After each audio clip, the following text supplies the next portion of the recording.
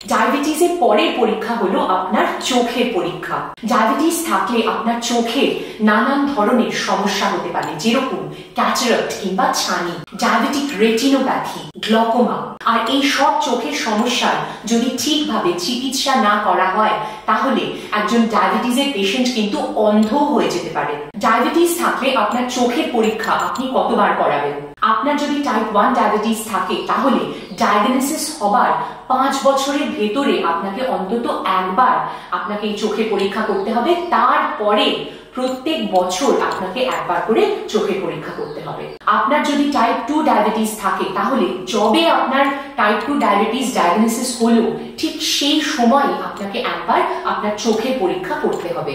মানে আপনার type 2 diabetes যেদিন ধরা পড়লো ঠিক সেই দিনকে আপনাকে একবার চোখের পরীক্ষা করতে হবে। তারপর প্রতি বছর আপনাকে অন্তত একবার করে এই চোখের পরীক্ষা করতে হবে।